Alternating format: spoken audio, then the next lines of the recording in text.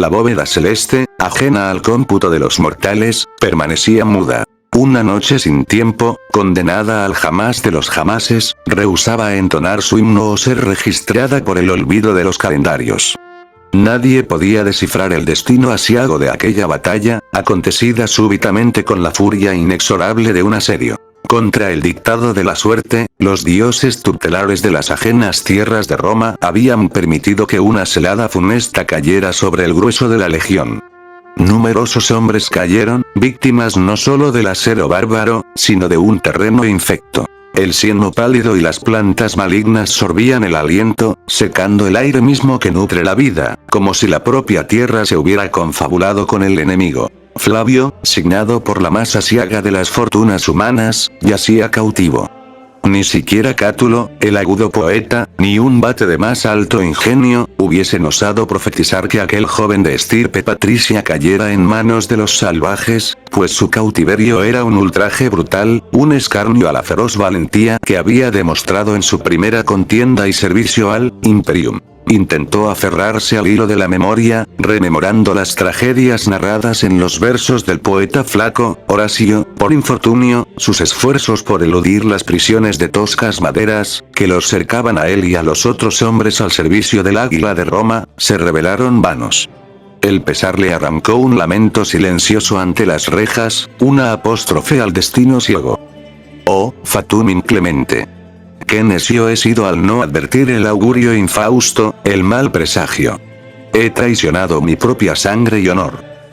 Su mirada, acuciada, se posó a derecha e izquierda. A lo lejos, el bosque umbrío, no de árboles, sino de ramas delgadas como arbustos esqueléticos. Más cerca, los guardias bárbaros, tocados con cascos ceñidos de pieles de bestia sobre la nuca, portando tatuajes que reflejaban el mudo y fatal ciclo de los cielos.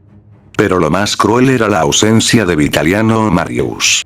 Lo último que su memoria herida conservaba era el instante previo, cuando un golpe de escudo, redondo y ruidoso, impactó con tal estruendo sus tímpanos que lo dejó casi sordo. Se ajustó el cuerpo en el suelo.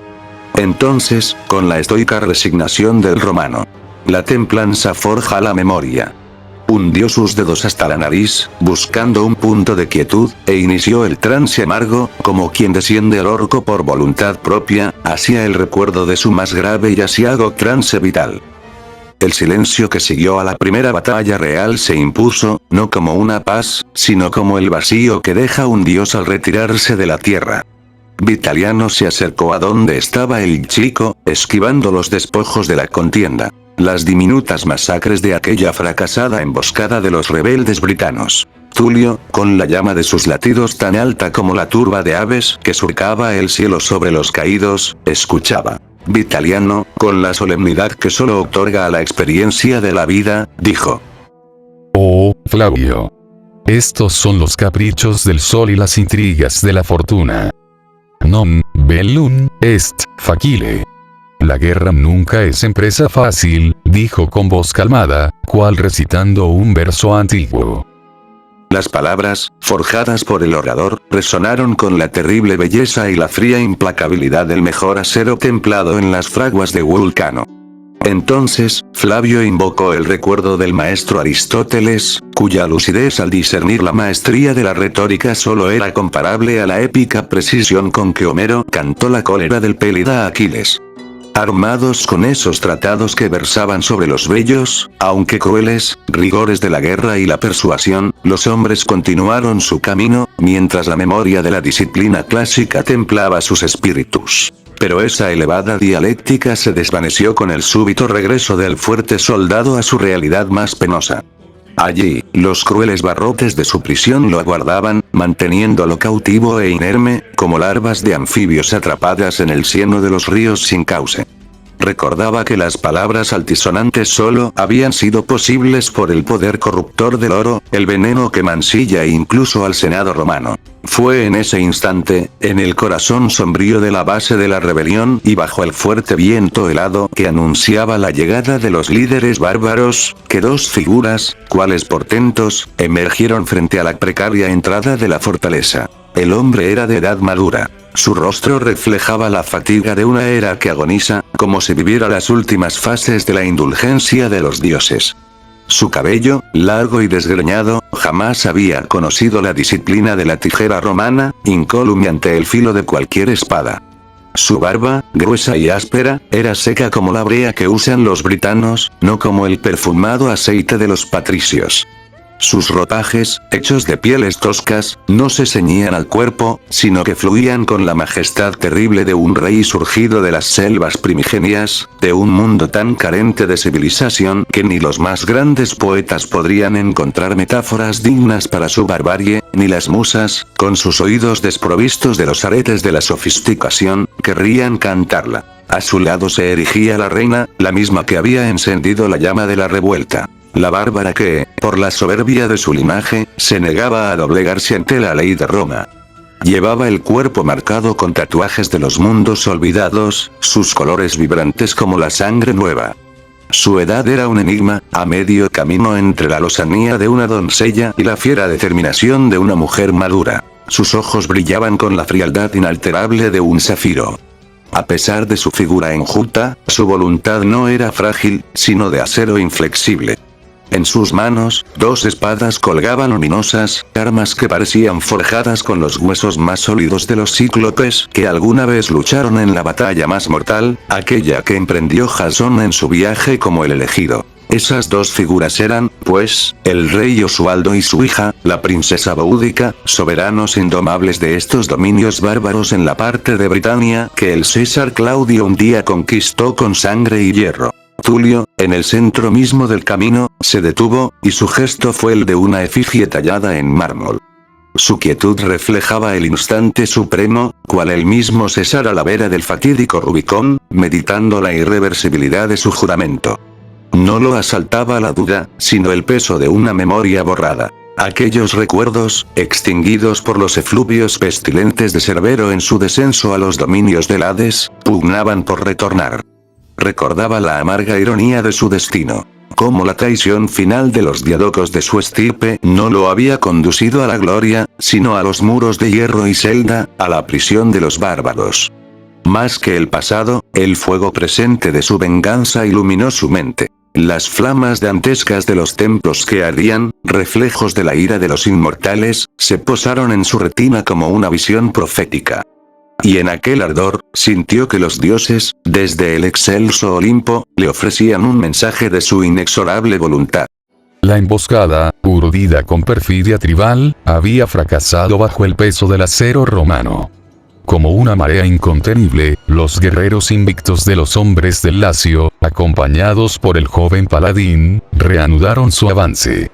En ese breve respiro, mientras los legionarios retomaban su ritmo marcial, se acercó Marius, el centurión de rostro curtido, con la gravedad que solo la calma después del combate concede. Con una sonrisa, nacida de la estimación sincera que había crecido en él desde que conoció al muchacho, profirió, midiendo sus palabras con la autoridad de la experiencia. Para ser un ecues tan joven, no has desmerecido tu lanza ni tu linaje, Flavio. Su voz era un trueno soterrado. Mas no consientas que el arrebato de tu juventud te arrastre a la temeridad ciega, pues, con cada golpe certero que asestas, estás forjando el preciado don de mi confianza. Y sin aguardar respuesta o lisonja, Marius se apartó con paso firme. Flavio sintió como su espíritu se elevaba con una alegría tan radiante que el mismísimo sol, Helios, no podría haberla igualado en el cenit de su carrera. Era el fuego de la gratitud ante el reconocimiento de sus mayores. Sabía que, como buena señal de la diosa Fortuna, debía pulir su destreza en el arte marcial hasta encarnar la virtus que merecía un hombre del mérito de sus antepasados. Su mente, en un instante de orgullo, evocó a Cincinato, aquel Cornelio que regresó del arado al deber patrio, respondiendo al clamor de su sangre y a la súplica de su amada urbe. Retomó la marcha junto a los veteranos forjados en el frío de Britania. Desconocía que él, Fatún, esa fuerza implacable que ni la sabiduría de un epicuro pudo desentrañar, le tenía reservado un deber más inmediato y terrible. Sus pisadas, pesadas y rítmicas, rompían la capa de musgo del suelo al caer el ocaso, acercándose a la base enemiga. Y de pronto, como la visión profética de los humos fétidos que exhalan los corazones traidores, la serenidad se quebró. Las dulces y melancólicas escenas de los cuentos de Safo, que aún borraban las tensiones del combate anterior, fueron arrasadas de la mente del joven Flavio. El presente era el acero y la sangre. Habían alcanzado el asedio, una pequeña, pero feroz, rebelión en su territorio. La legión se desplegó con la rapidez y la ferocidad que los mismos dioses de la guerra inspiran en sus elegidos. Flavio se unió al flanco de la ofensiva, su deber, ser la muralla de acero que protegiera a los tribunos y a la corte, adoptando la inexpugnable formación testudo. La batalla continuaba, un fragor incesante. Los britanos, salvajes como bestias sacadas de su madriguera invernal, se lanzaban contra el muro de escudos. Eran, en su furia, viles como los osos que devoran sin piedad la presa recién cazada. Los auxiliares, columna vertebral del ejército, sostenían la línea, sus lanzas como los halcones de la formación que embisten sin vacilar, mientras el combate se intensificaba, un caos tan implacable como las tormentas de arena en los lejanos campos de Persia. Y entonces, un dardo alado surcó el aire. Una flecha, destinada a un escudo, erró su marca por los errores comunes que jalonan toda guerra. En lugar de abatir a un legionario, se incrustó en el tronco de un árbol, fino como la piel de un sátiro recién desollado. Al instante, las llamas, alimentadas con el mismo furor que el fuego de los hornos de Vulcano, se alzaron con un ardor formidable. El incendio se propagó con una rapidez espantosa, veloz como el llanto incontrolable de un infante desamparado, un fuego que avanzaba sin que el fragor de la lucha permitiera a nadie percatarse de que todo se precipitaba a la catástrofe. Vitelliano, el legatus, con la previsión y la virtud que solo se vio en los más sabios de los lugartenientes de Octavio, dio la orden de retirada ante el avance del fuego, un enemigo más implacable que cualquier britano. El joven Flavio, con la celeridad de la necesidad, acató la orden. Pero la Moira tenía otros designios. Su noble corcel, valeroso como el caballo de un héroe de los ayeres homéricos, se desplomó, herido de muerte. La caída del equino lanzó a Flavio al suelo con violencia, tal como cae un niño que, jugando con el pilum de su padre, se enreda y se abate en el polvo. En ese instante de vulnerabilidad, un guerrero bárbaro, con un vientre hinchado y seco, vil como el juguete roto de un niño, se abalanzó sobre él con la cobardía que su estirpe impía destila. El filo de un hacha de guerra, más grande que un escudo, le rozó el cráneo, y el aire silbó a la vera de su sien. Con un movimiento forjado por la disciplina y la desesperación, su mano buscó la gladius que yacía a su lado.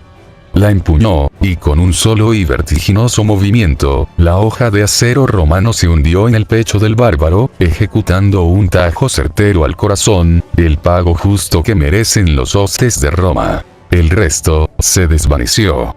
Un golpe, acaso de un garrote, lo alcanzó en la cabeza, y el mundo de Flavio se extinguió en la negrura, sumergiéndose en un sueño sin forma, como si el mismo Morfeo le hubiera sellado los párpados con el plomo del olvido. Así, con la premura con que el rayo de Júpiter hiende la noche oscura, el espíritu de Tulio retornó de los vastos salones de la memoria, donde los ecos de un trance amargo le habían retenido.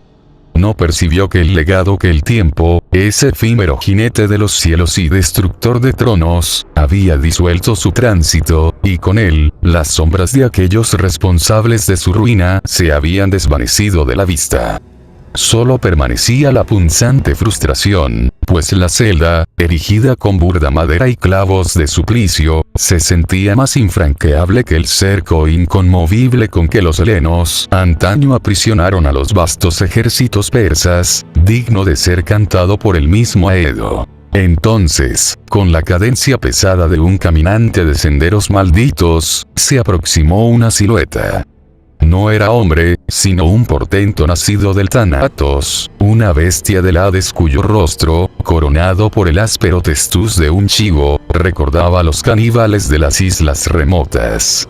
Su cuerpo, venerable y sucio, portaba las mugres de los tiempos añejos, tal un ídolo de bronce que emerge del cieno secular que ni el diluvio pudo limpiar. De hombros vastos, superior a los varones criados en los salvajes bosques de Britania, avanzaba en desnudez ostentosa, como si la misma prudencia fuera una falaz y vil vestidura de mal gusto, propia de aquellos que osan insultar a los pater sin la elegantía de la elocuencia. En su diestra, sostenía el mazo de guerra, que arrastraba cual látigo infeliz y promesa de tortura. Mientras, el joven Flavio, de linaje romano y corazón de acero forjado en las legiones, con pupila inquebrantable, lo encaraba.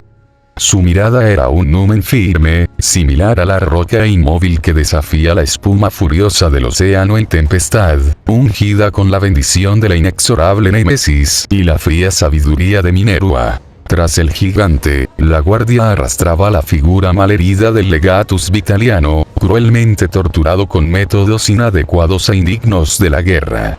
Era sostenido por dos siervos más bajos, hombres de mal labrar. El rostro de Vitaliano reflejaba la extrema debilidad de la captura. Un leve carraspeo, teñido de un dolor intenso, rompió el silencio de su tormento. De la boca del bárbaro de testuz áspero, un lenguaje ignoto fluía, sentencia sobre el destino atroz que aguardaba a los cautivos. Tulio intentó lanzarse al rescate de su compañero, pero un mal desconocido le consumía el cuerpo. Sentía su vigor desvanecerse, tan súbitamente vulnerable como la rama tierna que el vendaval arranca de su tronco y la deja a merced del polvo, como si una piedra arrojada por la fuerza del acero pudiera cegarle la vida.